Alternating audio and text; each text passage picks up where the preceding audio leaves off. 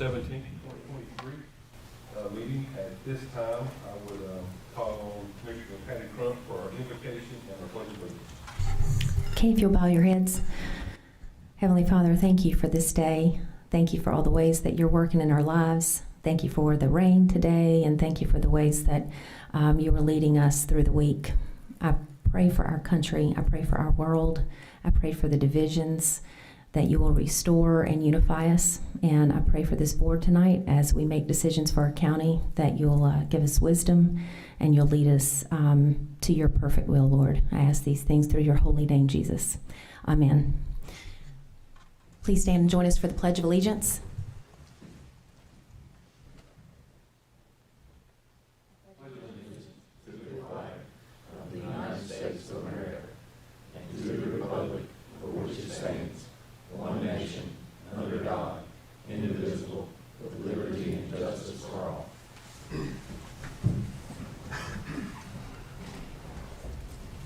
Thank you, Commissioner Crump.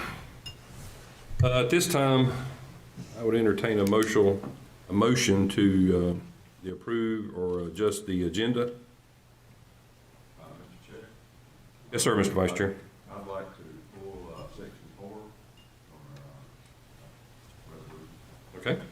Got a motion that we remove item number 4. Do I have a second? Second.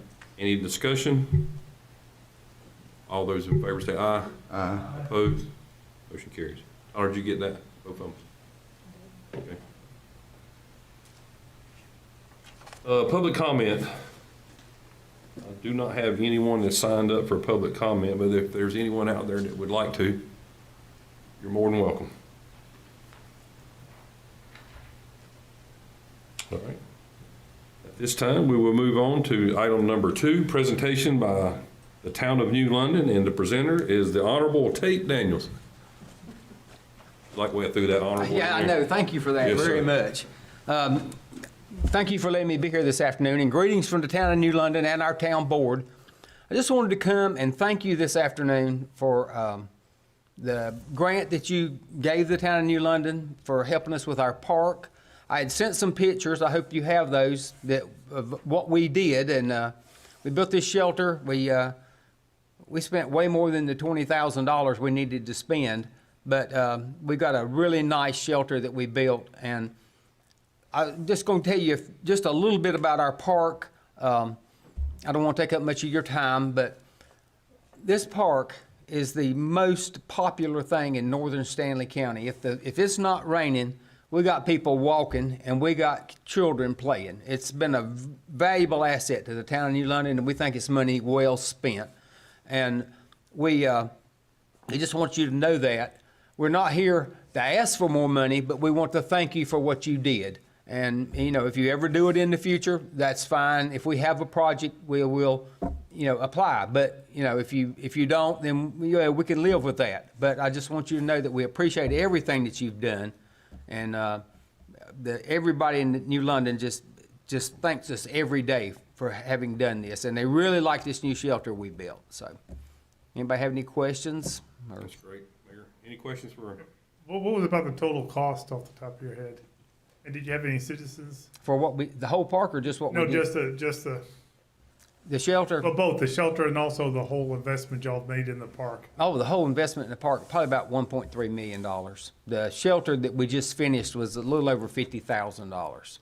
But we knew going in, we wanted to build something that's going to last from now on. We did not want to put up something that we was going to have to be working on.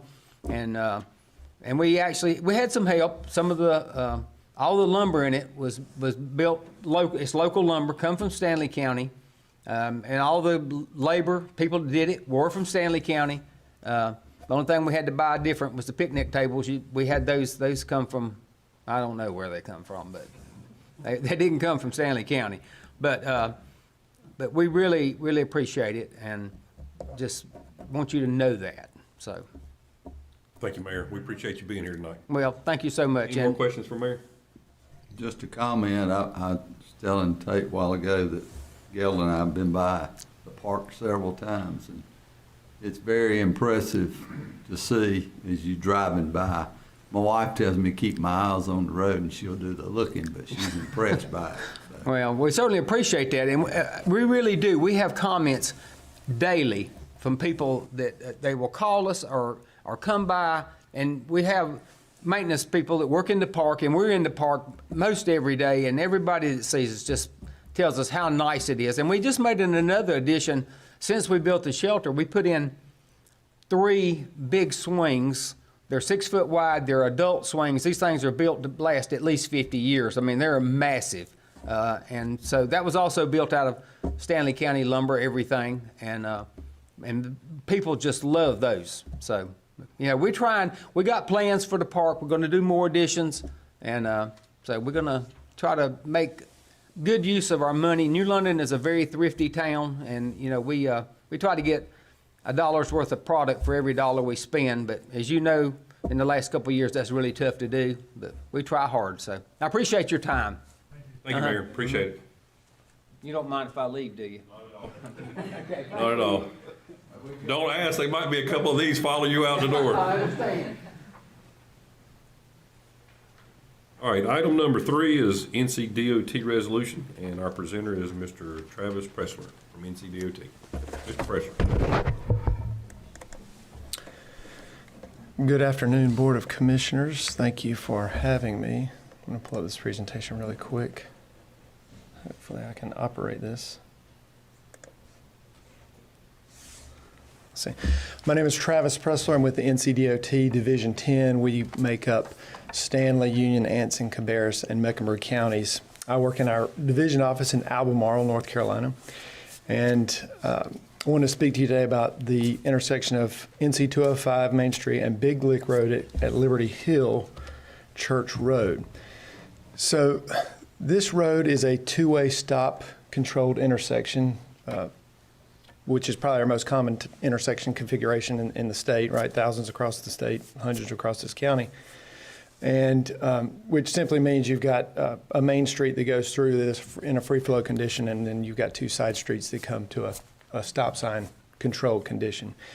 And what we see when we experience congestion, that's typically the result of a couple of different things. One is there's no left turn lanes on any of the approaches at this intersection. So if you're traveling up or down NC 205 Main Street and the person in front of you is making a left turn, they have to get a gap in traffic, make their left turn, and you have to wait until they have left before you can continue on. Side streets, they have a stop sign to stop at, which controls their movement, yield the right of way, and wait for a gap in traffic, and then you go. So those are 2 circumstances which we see primarily we see the congestion in. We did a crash study which looked at this intersection from 2015 to 2020. That's our typical crash study length, is a 5-year period. Excuse me. We found that there were 15 total crashes made up of 7 angle crashes, 1 head-on, and 3 left turn same roadway crash. These are typically our most significant levels of crashes. It resulted in 2 B injuries, 2 C injuries, and 10 property damage only type of crashes. So we're proposed to attack this in a 2-phase approach. The first interim improvement would be an all-way stop, so sometimes referred to as a 4-way stop. So all approaches of this intersection would have a stop sign controlling their movements. It's funded with safety funds, and this is a proven safety countermeasure that potentially mitigates for the angle and left turn same roadway crashes, which make up 10 of the 15 crashes in our study. We anticipate implementing this configuration in the spring of this year. The final improvement is we propose to be a roundabout. This will be funded with contingency and high-low funds. Again, this is a proven safety countermeasure, and roundabouts potentially mitigate for the same type of angled and left turn same roadway crashes that made up, again, 10 of our 15 crashes in the study. But a roundabout offers additional mobility benefits from over a all-way stop. And this project is, we hope to take to construction in late '25 or early 26.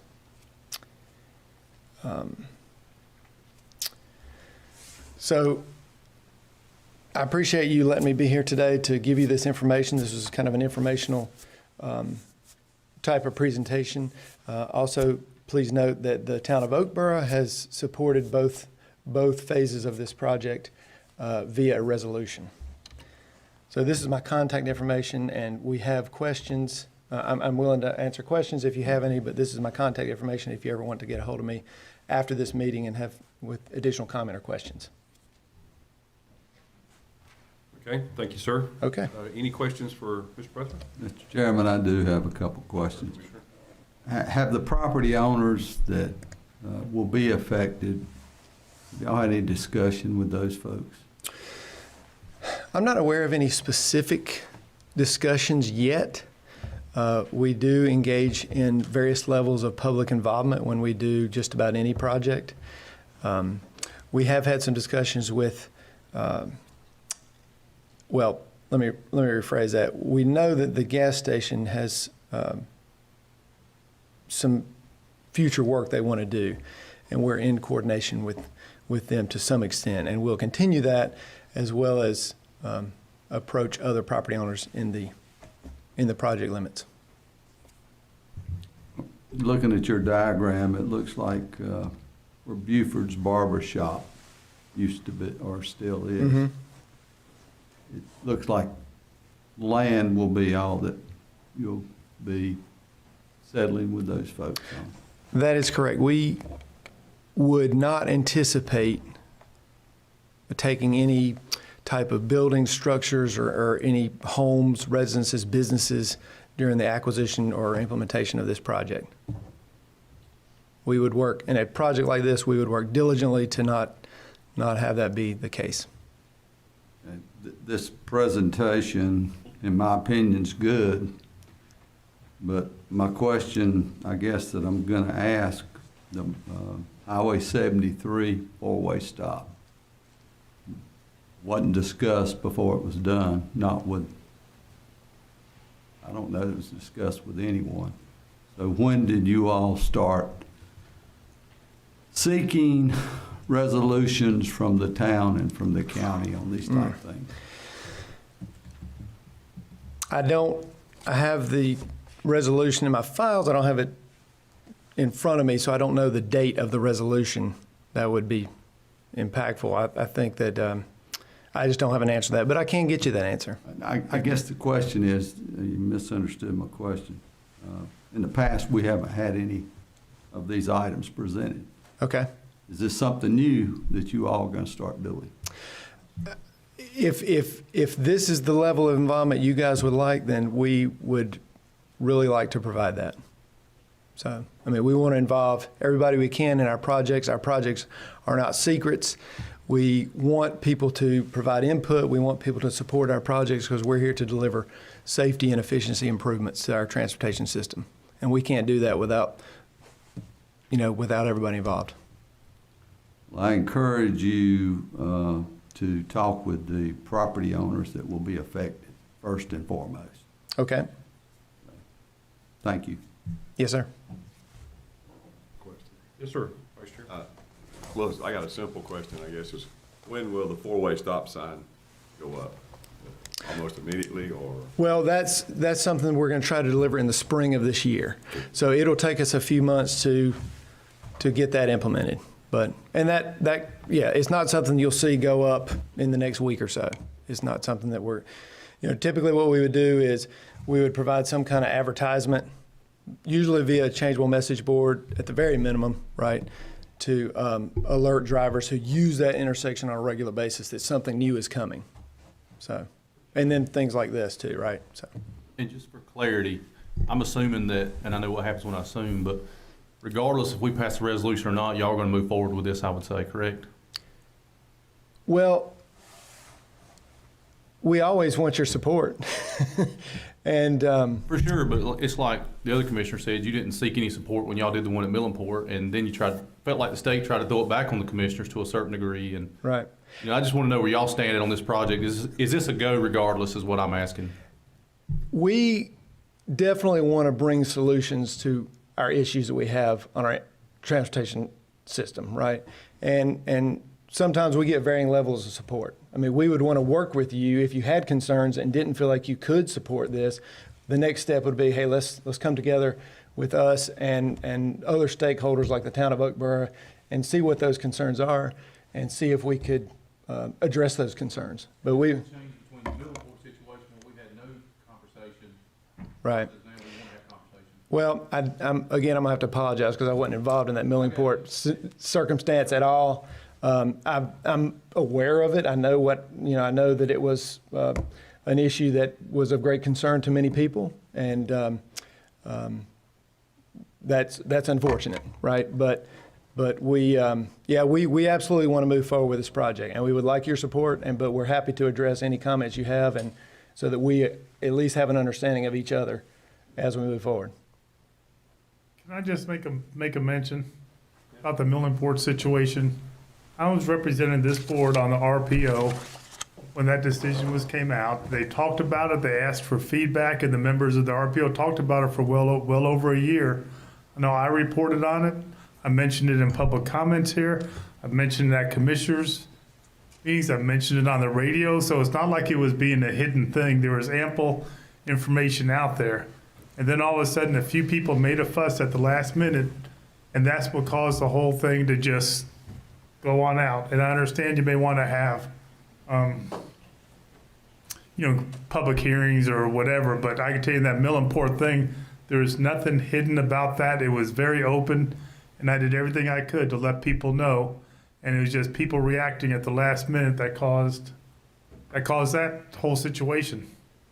But anyway, you guys did a great job informing, and where people think that the DOT does not listen to people, I've been on that board. They ask for feedback, and sometimes I see in their planning process that they do make changes based on the feedback that they get from the public and from, the people on the board.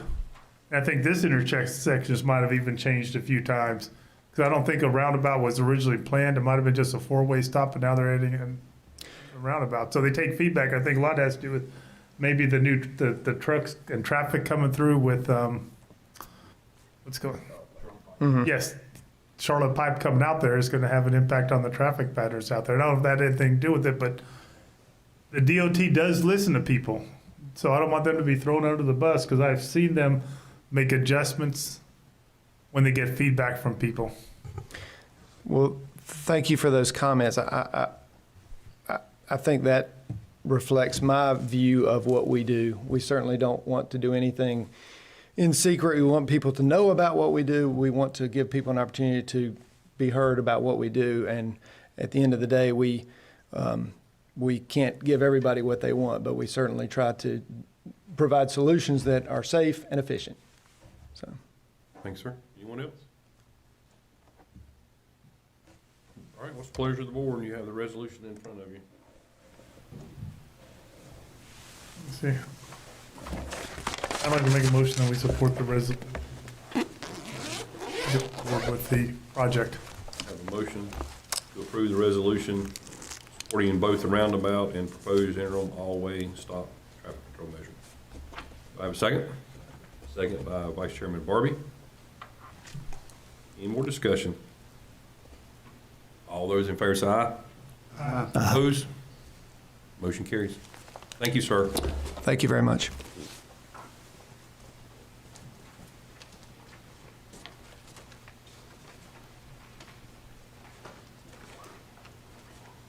All right, our next item is item number 5, support resolution supporting the reclassification of Stanley County 911 dispatchers.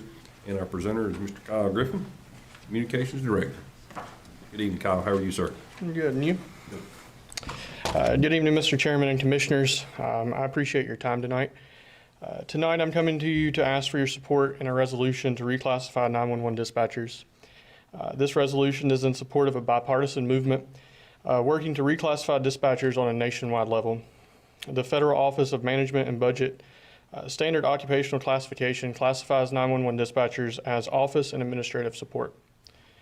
911 dispatchers provide life-saving instructions to callers in the absolute worst moments. They're the first lines of defense, and without dispatchers sitting at a console to answer the phone or the radio, there would be no exchange of information. The citizens calling 911 would not get the help that they desperately need. The CPR instructions would not be given to a caller who's found a family member unresponsive. The fire departments would not be notified of the house fire, and officers calling for help would not be heard. The list could go on and on. The work the dispatchers do day in and out requires a special person. It requires a great deal of multitasking and processing of information, and it takes a great toll on a person being exposed to such tragedy and often not getting closure to the calls that they take. As such, the National Emergency Number Association, or NENA, and the Association of Public Safety Communications Officials, or APCO, has worked to gain support for the 911 Saves Act. This act was introduced into the Senate by Senator Richard Burr, and the 911 industry professionals across the nation are working to gain support to have the act reintroduced into the new Congress. Local support of the 911 Saves Act would go a long way. So tonight I'm asking if you would, for your kind consideration in supporting the resolution that's in your agenda packet, supporting the reclassification of Stanley County 911 dispatchers, and if it was be the pleasure of the board in adopting this resolution, that a copy be forwarded to the Stanley County Legislative Delegation, and I'll be happy to answer any questions you may have. All right. Thank you, Kyle. Any questions for Mr. Griffin? Mr. Chairman, I do have Sure. a question. If the resolution is passed to change, to me, it sounds like it's a name change of a job.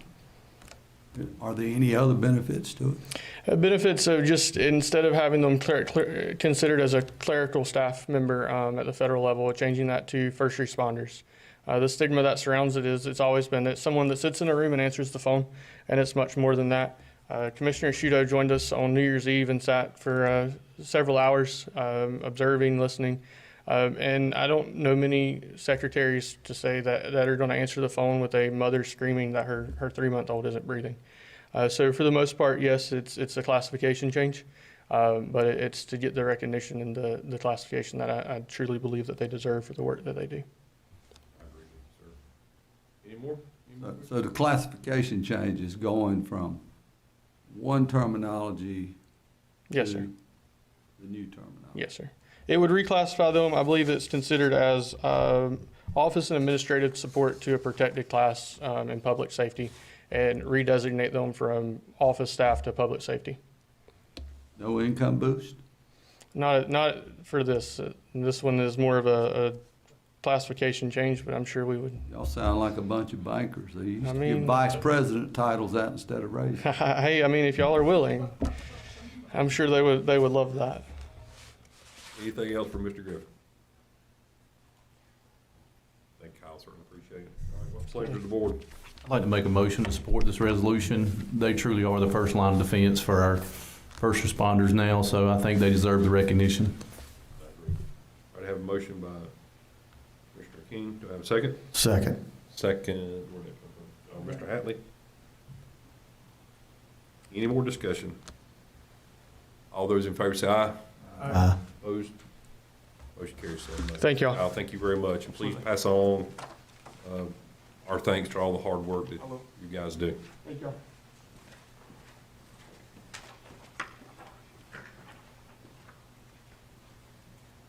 This is the reason I came here tonight. We have a department presentation from Mr. Ken Swearingen, the airport director. The only reason I got up this morning, sir.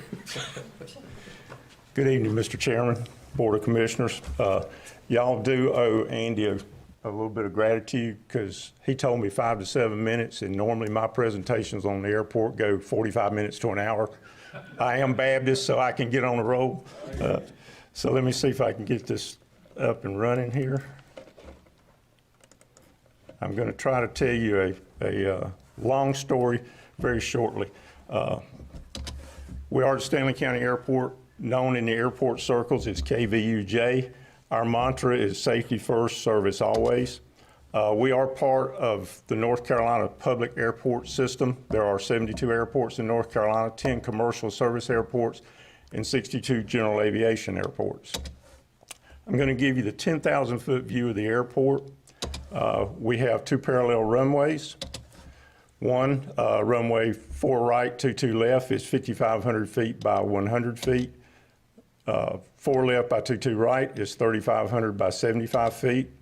We have a full-length parallel taxiway, instrument landing system on runway 22 left. We recently, within the last couple of years, converted the lighting on runway 4 right, 22 left, and on the taxiways to LED, which gave us a pretty substantial savings on our power bill. We have a large ramp out in front of the FBO, 12,000 square foot terminal building, 3 rental suites, all are occupied at this time. We have a control tower, which is not normal for small GA airports. It's provided by the North Carolina Air National Guard. We have a radar system that's also provided by the North Carolina Air National Guard, and a 24/7 fire, crash, and rescue provided by the North Carolina Air National Guard.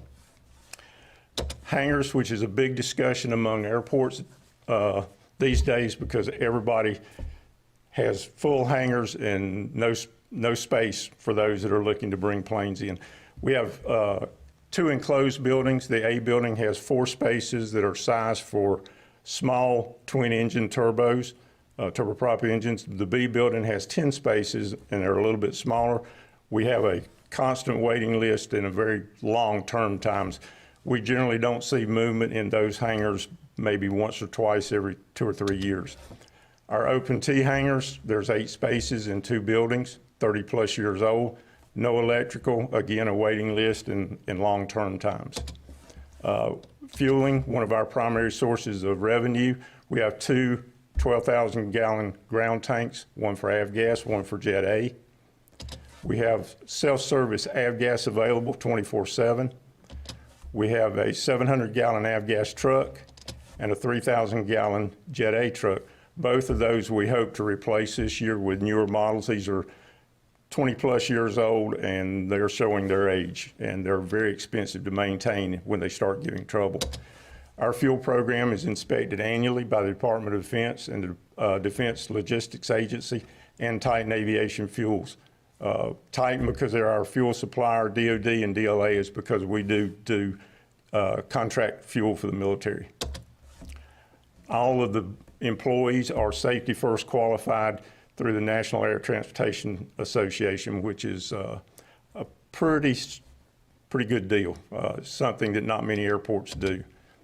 Businesses that are located on the airport, we have maintenance, Inglewood Aviation, that's been on the field probably 30-plus years. Dallas Aeromotive, one of the premier turbine overhaul facilities in the nation. And we have flight training with Presley Aviation that's been on the field for 10 or 12 years. Carolina Air Flight Simulator, Lift Academy. Lift Academy, and I'll touch a little more on them, is a flight academy associated with Republic Airways. They came down last year for the winter months because flying in Indianapolis just doesn't happen. The weather's too bad. Presently, we have 15 airplanes and about 60 students and probably 12 instructors. And they came on the field the 12th of December, and to date, they've spent over almost $29,000 in rent and fuel, somewhere around 4,000 gallons. Yesterday, we had one of our biggest days that we've ever had, 375 operations, and that's unheard of for a small airport. And we have one other tenant that's True Sight, which is involved with substance abuse. What do you mean by 374 what you had yesterday? 375 operations. That's takeoff, landings, overflights. So that's significant, very significant. We're also home and commonly known as a GSU, Geographically Separated Units, for the North Carolina Air National Guard 145th Airlift Wing. The wing is the component headquarters. Under that, we have the 235th Air Traffic Control Squadron that provides our air traffic control facility. We also have the 263rd Combat Communications Squadron, the 118th Air Support Operations Squadron, Fire, Crash, and Rescue through the Air Guard, civil engineers that run the RTS Regional Training Center, and the 156 Weather Flight. Some of our frequent corporate users, and this will step through this. One of the most significant here is PCM Global, which is an international company based out of California. And you can see there's a number of companies here that you're very familiar with that use the airport on a regular basis. This graphic tells a tale for us for 2021 for FAA file flight plans for arrivals and departures. And you can see all the states that we touched during 2021 with flights either into or out of our airport. And those little blue circles are just a way to express multiple numbers of flights into those areas. You can see the beach is real popular. Operations for calendar year 2022, we had a total of 22,907 total operations, but it does not include military operations because most military flights do not broadcast on anything that we can pick up to count. If they're flying on or off the airfield when the tower's in operation, then we do get a count. Otherwise, there's a lot of night operations out there that we don't get a count on. Last year, we had sales of over 53,000 gallons of fuel, avgas, and Jet A was over 62,000 gallons. What does this all add up to the airport? $133 million in economic output, 595 jobs supported, 48.6 million in personal income, and 6.3 million in state and local taxes. This is our annual economic impact through a study that was just released on 2021 data that was done by the Department of Transportation and the North Carolina State University's Institute for Transportation and Research Education. Some pretty significant numbers. If you look at us across the state with those other 62 airports, I think we come in somewhere around 13th, which is not too bad. One of the things that we're very proud of, about a year ago, we established a FEMA air operations plan, a comprehensive air operation plan where the airport would support regional, local disasters. Why Stanley County Airport? Centrally located in North Carolina, centrally located in the eastern United States. We have a large ramp. We are a GA airport with 2 runways. We have DoD contract fuel. Unique capabilities that we share with the Air National Guard is control tower, fire crash and rescue, and forklifts and other heavy equipment that would be vital during support for regional and disasters. Future needs. There's some things that we need to advance the airport. First of those is a stub taxiway into the area that we call the North Hangar Development Area, where we hope someday to have some corporate hangars, maybe for Charlotte Pipe, and some others that have expressed an interest in developing in that area with corporate hangars. And then after the stub taxiway would be build some hangars in that area. Just a look down the runway, and here's a statement I think is very much true. A mile of highway will get you a mile, but a mile of runway will get you the rest of the world. I think that's a very true statement. Questions and comments? Any questions for Mr. Swearingen? Well, can I make a comment? I remember I'm going to do a work day with you guys again, at some point this year. The last time I did that was about 5 or 6 years ago. And remember you had about 4 or 5 helicopters come in from Fort Bragg, and you guys refueled them and stuff like that. And they got in a car, they went to log cabin, and when they kept talking to them, I said, why'd y'all come here? They said, well, we had plenty of places they could go do their training, but they wanted to eat lunch at the log cabin, so that's why they refueled here. And those little things like that add to the economy. Oh, absolutely. And one of the things that hasn't resurged from COVID is a lot of that helicopter traffic. We're beginning to see it slowly come back, but it's, at one time we were getting 2, 3, 4 a week. Now if we get 2, 3, 4 a month, but it is beginning to come back. And I've told the folks at Log Cabin, if you build a helicopter pad out here, we're out of business. Log Cabin is very well known at Fort Bragg, or what will be Fort Liberty. Any other questions or comments? Any more questions?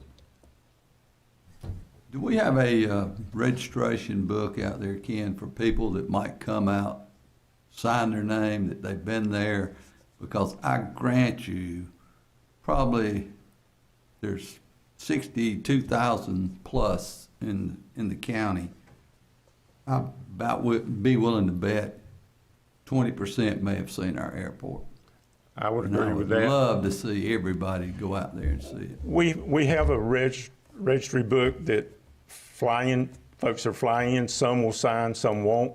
But we can certainly do that, and we can put it out that little front table. Just to your point, the last time I did a presentation for Leadership Stanley, I always ask that question: how many of you is this your first time at the airport? And amazingly enough, out of about 25, I think there was 20 that had never been to the airport. It really is amazing. And, you know, we tell people all the time, we're there 365 days a year, from 8 a.m. to 6 p.m. Come out, we'll stop what we're doing and we'll show you, we'll talk to you. You know, we're very proud of what we have. We get a lot of feedback from other airports that we have the Taj Mahal terminal, and we get people ask us all the time, how did you get what we have, and how do you deal with the military? And it's easy. You just form a partnership and move on. And we've been very successful with that. Anything else? Ian, thank you very much. I might be a little biased, but I think that's the best GA airport in the state. You're exactly right. You and Christina, thank y'all so much for what you guys do. We appreciate it. And we appreciate the support y'all give us. You know, I tell people all the time, it's certainly not hard to come to work every day. Yeah. When Commissioner Asciutto comes out and works for you, just put him out there pumping gas. He can run with me all day. I'll keep him busy. All right, our next item is item number 7, Airport Authority Board Assignments, and our presenter again is Mr. Ken Swearingen. Thank you, Mr. Chairman. We have 2 individuals that their term will expire end of March, Mr. Mike Harwood and Mr. Brad Holbrooks. We have 3 applicants that apply for those positions, Mr. Harwood, Mr. Holbrooks, and Mr. Arthur Whitaker. It was expressed by our board at the last meeting that they would like to retain Mr. Harwood, Mr. Holbrooks, just as we look to the future, the things that we're going to be doing, some of the challenges we see. We think that expertise, one, Mr. Holbrooks, with his prior knowledge and time he spent with the Air National Guard, and Mr. Harwood has been there for a good number of years, but we've got a lot of challenges coming up in the next few years, and we think that it may be vital to keep them on for at least another term or 2 till we train them. All right. Thanks, sir. Yes, sir. All right, what's the pleasure of the board? Oh, do we do both of them at the same time? Do one at a time? One stop. Either is fine, Mr. Chairman. Yes, sir. Both would be fine. I make a motion, we appoint the 2 recommended gentlemen from Mike Harwood and still trying to use this new pad thing. Brad Holbrook. Yes, Brad Holbrooks. Mr. Holbrooks. Second. I have a motion by Peter and a second by Commissioner Hatley. Any more discussion? Just for purposes of discussion, I support that. We did talk about this simply because we know that Mr. Harwood has been on the board for a number of years, maybe 20 years. But in the same regard, I mean, that's good historical knowledge, and we need that. And obviously, you know what you need. And so as we talked amongst ourselves, because we've talked about term limits as well, we did also consider adding a position to that board, and that is something that we're considering right now, and that would be a position that Mr. Whitaker could fill, but we can't do that at this point because it's not written into the law, basically. State statute. The statute that from 1971. So we would have to add that, and so we're exploring that. So we just want to let you know that. And I support that. Okay, thank you. Thank you. And then just for clarification, we had this discussion in open work session. That is true. Any more discussion? All right, all those in favor say aye. Aye. Opposed? Motion carries 7-0. Thank you, Ken. Thank you. Appreciate all that you do, sir. Thank you.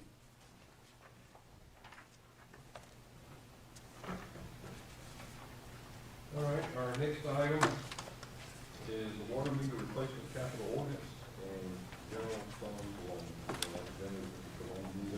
Utility director. I keep forgetting to hit my. Thank you, Chairman button. Eford, Sorry. Commissioners.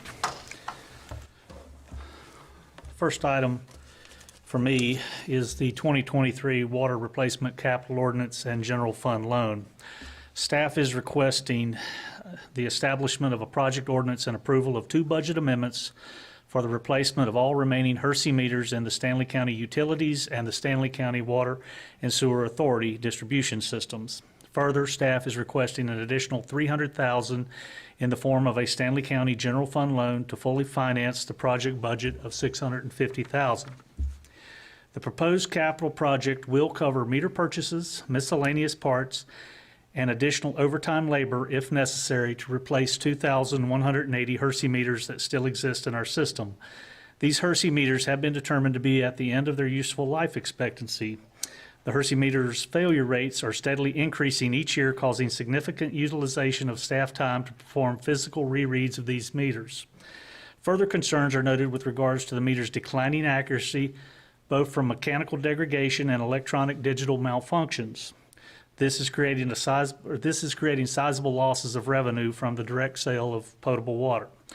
A presentation of the proposed water meter replacement capital project was presented to the Stanley County Board of Commissioners at the open workshop held on January 3rd, 2023, in advance of the regular meeting this evening. Attached are budget amendments 2023-59 and 2023-60 to transfer $125,000 of retained earnings from the 641 Stanley County Utilities Fund, $50,000 from the 611 Baden Water and Sewer District Fund, and $50,000 from the 621 Piney Point Water District Fund. An additional $125,000 of retained earnings was approved for transfer to the Utilities Department by the Stanley County Water and Sewer Board at the December 29, 2022 meeting for the purpose of assisting in financing this project and making the total funding amount from retained earnings $350,000.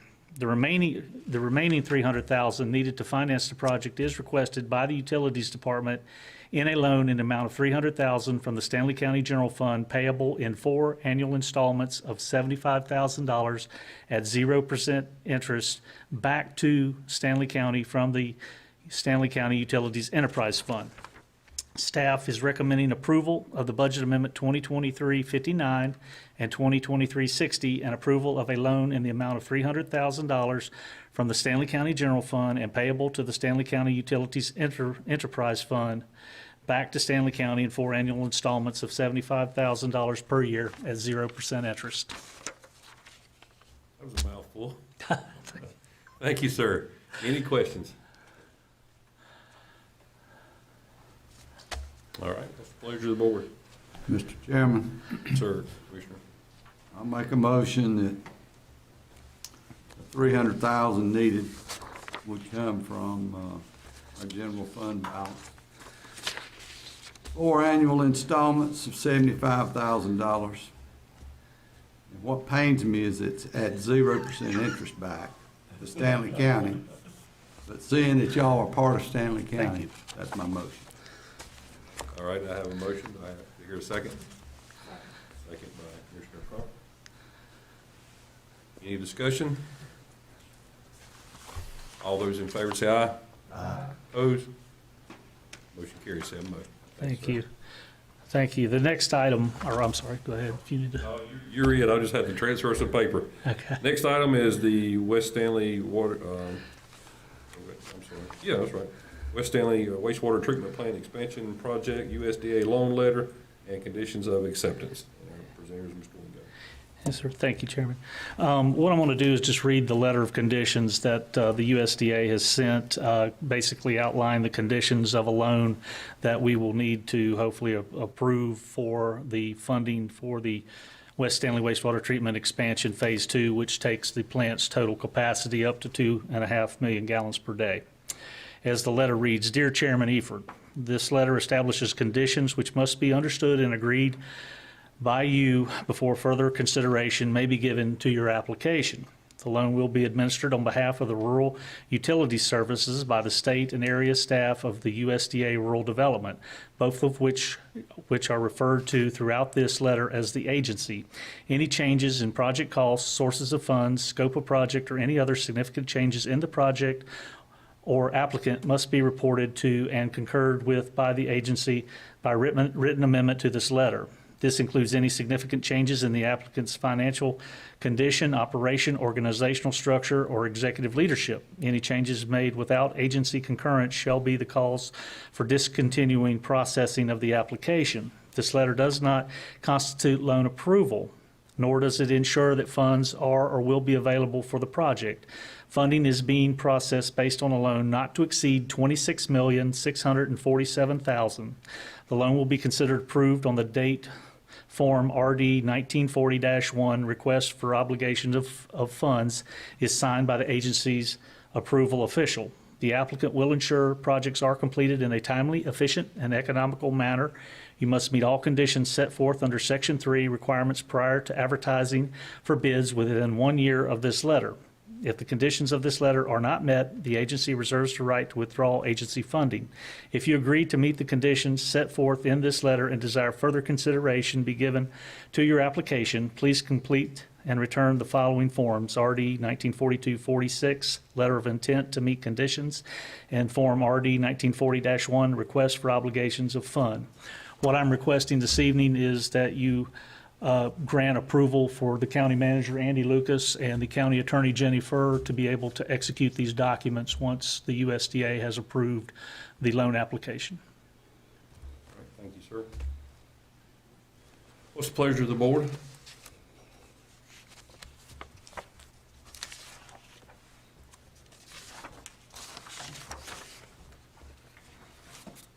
Questions?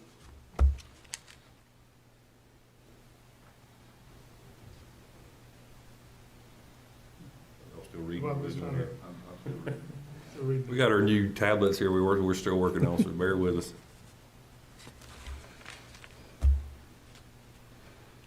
Your statement was, I just have to understand the letter, I don't have to make the payment, right? Correct. Okay, I just want to make sure. You're just approving, you would authorize us simply to approve the letter of conditions, not the loan. This is a draft, you're seeing a draft letter of conditions in this application. The final letter of conditions has not come out yet. And so what we're asking for this evening is that Jenny and I would have the authority to negotiate any substantive changes into the final letter of conditions that wouldn't negatively impact the county, to be able to execute the letter of conditions. That doesn't execute the loan, that executes the letter of conditions. Okay, thank you, sir. I'll make the motion then that we authorize the county attorney and city manager to fulfill the paperwork. Okay. A motion by Vice Chairman Barbie. Second? Second. Second by Commissioner Hatley. Any discussion? Yeah, just if he could make a correction, I believe he said city manager rather than county I'm manager. sorry, did I say county or city? I think you did. Oh, yes. Did he? All right. I think Amendment to the I motion, think you did. county manager. All right, all those in favor say aye. Aye. Opposed? Motion carries 7-0. I have a question, a little bit concerning the wastewater treatment plant. Yes, sir. There was one time you were looking to purchase some land to enlarge it. Yes, What's sir. the process or what progress on that is? The landholders had hired an attorney, and we have tried to make contact with the attorney. We'd had some initial conversations. The attorney has not been responsive with a counteroffer. So much time has passed. I've authorized a reappraisal of the property, and it'll be about the same or a little less. That should come in this week, and then we're going to make contact again with the property owner's attorney and try to initiate discussions to move forward. We've also did a physical boundary survey of the property. I'm actually going to be asking for about 2.5 acres less than what was originally proposed, because I want to there's an old house on the property and I don't really want that to convolute what we're trying to take, so we've put the boundary line around that old house and left enough room for if he wants to build another house there where that house exists today, he can do so. So we're trying to minimize any How much land are we talking about? around 36.6 acres, somewhere thereabouts. Do we really need that much land? Well, keep in mind, a lot of it is floodplain, but we're also looking toward the future. There's the main piece of property sits directly to the south or in front of the existing wastewater treatment plant, and that'll take us to 2.5 million. Down the road, could be 15 years, could be 20 years, we're going to need to expand this plant maybe up to 5 million with a whole new train or a duplicate of what we've put in already. This is why we're getting this land, as is also, my thoughts on the matter were you don't really want to come in and cherry pick the best buildable spot on a piece of property and leave the property owner with floodplain, which is of little value. If you buy the whole thing, give them a cost per acre price, you're really doing them a favor. I would like to see less acreage involved myself. Yeah, but we feel like, I'd be happy to discuss that if you'd like to see what we've got, and sure, call me and we'll do that. All right, thank you, sir. Next item, number 10, is Stanley County Water and Sewer Authority Board appointments. Again, our presenters are Mr. Wingo. Thank you. The Stanley County Water and Sewer Authority Board of Directors currently has 2 open positions that need to be filled. Mr. Curtis Furr's position expired on January 3rd, 2023, and Mr. Joshua Morton has passed away in 2022. These vacant positions need to be filled for 3-year commitments expiring on January 3rd, 2026, in order to maintain staggered expiration terms with the currently held board seats. At the December 29th, 2022 Stanley County Water and Sewer Authority meeting, the Board of Directors voted to recommend to the Stanley County Board of Commissioners that Mr. Curtis Furr continue to serve on the board for a new 3-year term. At the same meeting, the directors reviewed applications for the new member to replace Mr. Joshua Morton and voted to recommend to the Stanley County Board of Commissioners that Mr. Stan Leggett be appointed to the Stanley County Water and Sewer Authority as a new member. Mr. Leggett's term would also be for 3 years and expire on January 3rd, 2026. Please note that Mr. Leggett currently serves on the Consolidated Health and Human Services Board as a consumer member and has agreed to resign if appointed to the Stanley County Water and Sewer Authority Board. Staff is recommending to the Stanley County Board of Commissioners that they appoint Mr. Curtis Furr to serve on the Stanley County Water and Sewer Authority for a 3-year term expiring on January 3rd, 2026, and also appoint Mr. Stan Leggett to the Stanley County Water and Sewer Authority Board for a 3-year term expiring on January 3rd, 2026, but subject to his resignation from the Consolidated Health and Human Services Board. Thank you, Mr. Domingo. All right, what's the pleasure of the board? We can do them both together, or we can do them one at a time. Mr. Chairman, Yes, sir, Commissioner. I would like to make a motion that we appoint Curtis Furr to serve Stanley County Water and Sewer Authority for a 3-year term expiring January 3rd, 2026, and appoint Mr. Stan Leggett to the Stanley County Water and Sewer Authority for a 3-year term expiring January 3rd, 2026, subject to his resignation from the Consolidated Health and Human Service Board. Thanks, sir. And I have a motion. Do I have a second? Second by Commissioner Vice Chairman Barbie. Any discussion?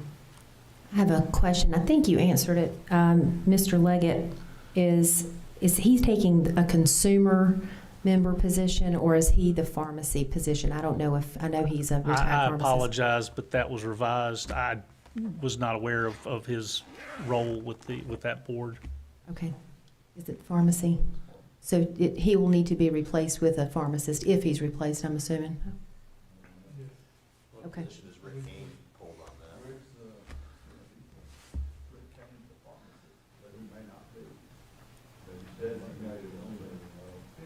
Rick's retired. Because he's retired. They retired, but they still hold a license, and so they're able to serve in that role. I can look it up real quick and tell you. Okay. Maybe keep your meeting going. It'll take a few minutes. Okay, thank you. All right, I have a motion, a second. Any more discussion? All those in favor say aye. Aye. Opposed? Motion carries. Thank you, Mr. Thank Wingate. you.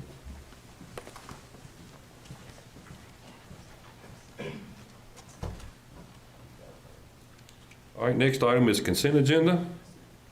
You should have it on your little, I make a motion we approve the consent agenda. I have a motion by Commissioner Shuto. I have a second. Second by, who was that? Oh, Commissioner King. I'm sorry.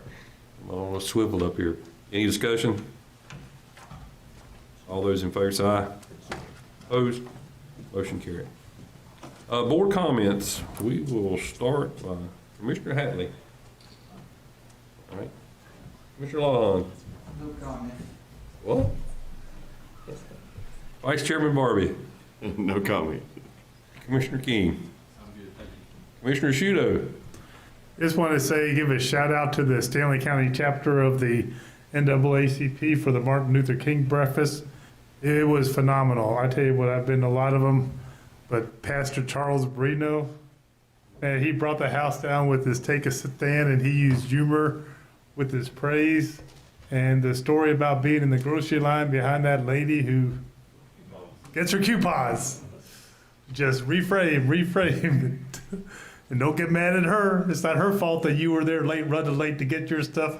But he was, I think everyone there just really, really enjoyed it. I recommend anyone can to go to those. They always do a phenomenal job. It was a great house. It was a great packed thing. It was well represented.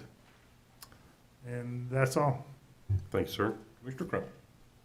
Mr. Swearingen, I just want to say thank you very much for your presentation. I thoroughly enjoyed it, and thank you for all your good work. I would love to come out there sometime and have a tour. I've been out there on a couple of occasions, but just for meetings, I would like to see everything. Please do. All right. Let me know and we'll make it happen. All right, sounds good. Thank you. Thank you, Commissioner. Just a couple of things. I would like to reiterate what Peter had said. That was a powerful breakfast, and it was the 20th annual, and I appreciate Dexter Townsend and everyone that was supportive of that. We have two special days this week, two birthdays. One of them, our county manager, is turning 50 this Thursday. So happy birthday, happy early birthday. And the next one is my wife back there, but I'm not dare going to tell you what she's turning. I think 39, but happy birthday to both. You guys do have, I hope you got your radio address schedule. Please take a look at that. And I will recess this meeting to February the 3rd at 9 a.m. for our strategic planning at Juneberry Ridge. Is that correct? Right. All right. Thank y'all very much.